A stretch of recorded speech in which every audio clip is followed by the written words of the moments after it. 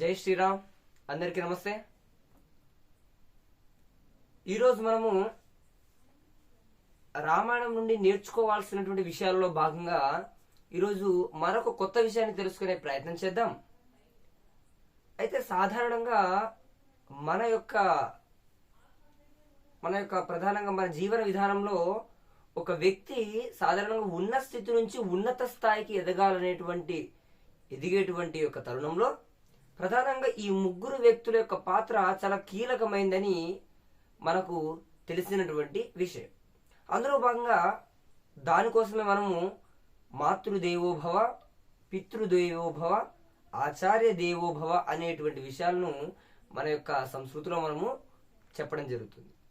But అందులో భాగంగా సాధారణంగా ఒక వ్యక్తి జీవితము ఎక్కువ శాతము గురువు మీద ఆధారపడి ఉన్నటువంటి పరిస్థితి చాలా ఎక్కువగా ఉంటుంది.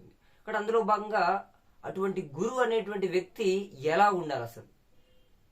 కాబట్టి దానికి సమాధానం మనకి రామాయణం చెప్తుందండి.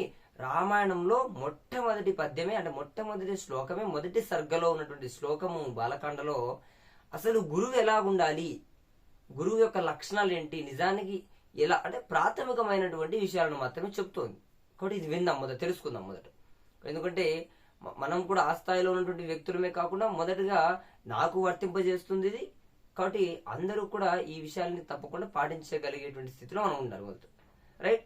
కాబట్టి దాని గురించి చెప్పేటువంటి సందర్భంలో రామాయణం బాలకాండలోని ఈ మొదటి సర్గలో మొట్టమొదటి శ్లోకము నారదుడు ఈ విశ్వామిత్రుని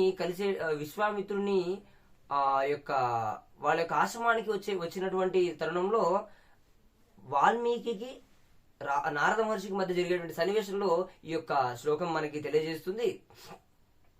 తపస్వాధ్యాయ నిరతం తపస్వీ వాగ్విదాం వరం నారదం పరిపప్రచ్ఛ వాల్మీకిర్ముని పుంగవం అని ఈ శ్లోకం అండి.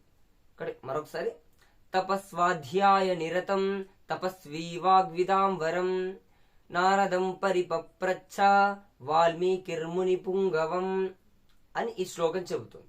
అంటే ఒక ఔత్సాహికుడు, అంటే గురువు చెప్పేటువంటి విషయాన్ని వినాలనేటువంటి ఆతృతతో ఉన్నటువంటి శిష్యుడు యొక్క లక్షణాలు ఏంటి, అదేవిధంగా గురువు అనేటువంటి వ్యక్తి ఎలా ఉండాలి అనేటువంటి విషయాన్ని ఈ యొక్క శ్లోకం మనకు నారదుని ఇక్కడ గురువుగా చెప్తుంది. కాబట్టి ఇందులో ప్రధానంగా 3 విషయాల గురించి గురువు ఏం ఉండాలనే విషయాన్ని చెప్తుందని ఆ 3 విషయాలు ఏంటో మొదట తెలుసుకున్నాం.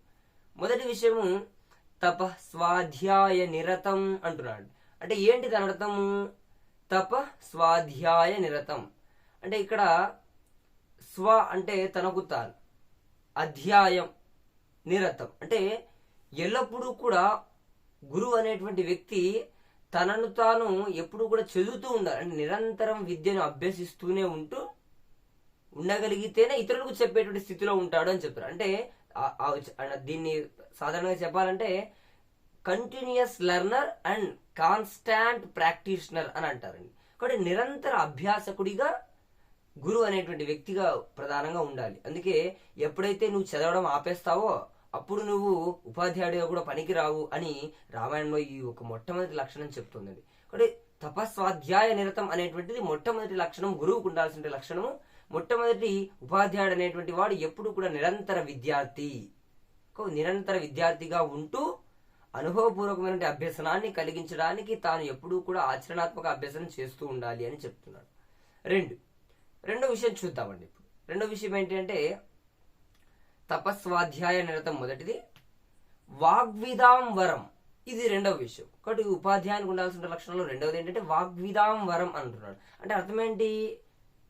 నువ్వు ఎంత అన్వేషణ చేసినా, నువ్వు ఎంత చదివినా, ఎంత విద్యను ఆర్జించినప్పటికీ కూడా అంటే వాక్ ఉండాలి కదండి. అంటే విద్యార్థులకు చెప్పేటువంటి తీరు ఏదైతే ఉందో అది చెప్పగలిగే స్థితిలో ఉండాలి.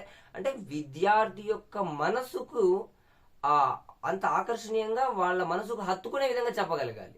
కాబట్టి ఇది రెండవ లక్షణం. కాబట్టి నువ్వు ఎంత చదువుతావో, ఎంత నేర్చుకున్నావో అదే అనేటువంటి విషయాన్ని తీసేస్తే విద్యార్థికి నువ్వు ఎంత సులభంగా చెప్పగలిగేటువంటి స్థితిలో ఉన్నావు నువ్వు, దాన్ని వాగ్విదాం వరం అంటున్నాడు. కాబట్టి ఇది గుర్తుపెట్టుకోండి. వాగ్విదాం వరం అంటే ఏంటి?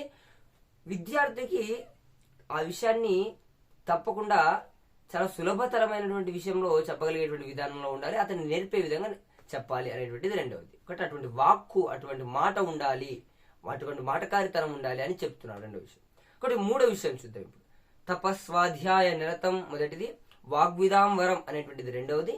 మూడవది వాల్మీకిర్ ముని పుంగవం అంటున్నాడు. అంటే అక్కడ ముని పుంగవం, ముని అంటే ముని పుంగవం అనేటువంటిది మూడవ లక్షణము. అంటే దాని అర్థం ఏంటంటే ఉపాధ్యాయుడు అనేటువంటి వాడు మునిలాగా ఉండాలంట. అంటే దాని అర్థం ఏంటంటే ప్రధానంగా ఏకాగ్రతను కలిగి ఉండాలి.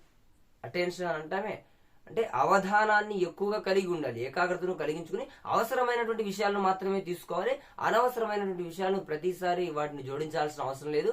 అనవసరమైనటువంటి విషయాన్ని ఎప్పటికప్పుడు తొలగిస్తూ అవసరమైన విషయాలనే మన మనస్సులోకి నింపుకుంటూ ఉండాలి అనేటువంటి ఒక మూడు లక్షణాలను మనకు రామాయణంలో మొదటి సర్గలో చెప్పేటువంటి విషయం. కాబట్టి ఈ మూడు విషయాలు తప్పకుండా ఒక ఉపాధ్యాయునికి ఉండాల్సిన లక్షణాలు. ఒకటి తపస్వాధ్యాయ నిరతం, తపస్వీ వాగ్విదాం వరం, నారదం పరిపప్రచ్ఛ వాల్మీకిర్ముని పుంగవం అనేటువంటి ఒక మొట్టమొదటి శ్లోకంలో, రామాయణంలోని శ్లోకంలో మూడు ఉపాధ్యాయునికి ఉండాల్సిన మూడు లక్షణాలు చెప్తుంది. ఒకటి కంటిన్యూయస్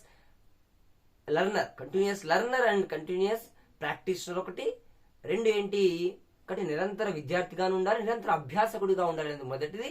రెండవది ఏంటి, వాక్చతురత ఉండాలి, అంటే ఇతరులకు చెప్పేటువంటి తీరు ఎలా ఉండాలని చెప్తున్నాడు. వాక్చతురత, వాగ్ధాటి ఉండాలి ఓ రెండు. మూడవది ఏంటి, ఏకాగ్రత ఉండాలి. ప్రధానంగా ఉపాధ్యాయునికి ఏకాగ్రత ఉండి అనవసరమైనటువంటి విషయాలను తొలగిస్తూ అవసరమైన విషయాలు మాత్రమే చెబుతూ ఉండాలి అనేది మూడో విషయం. కాబట్టి ఈ మూడు విషయాలు తప్పకుండా ఉపాధ్యాయునికి ఉండాలి. ఇది రామాయణం చెప్పకనే చెప్తుంది మనకి. కాబట్టి మనం కూడా ఈ విషయాలను గుర్తుపెట్టుకుంటూ అలాగ నిరంతరమైనటువంటి విద్యార్థిగా మనం ఎదిగితేనే విద్యార్థులకు ఆదర్శవంతంగా మనం ఉపాధ్యాయుడిగా ఉండాల్సినటువంటి అర్హత మనకు ఉంటుందని ఈ రకంగా రామాయణం మనకి చెప్తుందండి. కాబట్టి ఈ విషయం మీ అందరికీ అర్థమైనట్లయితే తప్పకుండా రామాయణంలోని ఈ విషయాలను గమనించండి. జై శ్రీరామ్.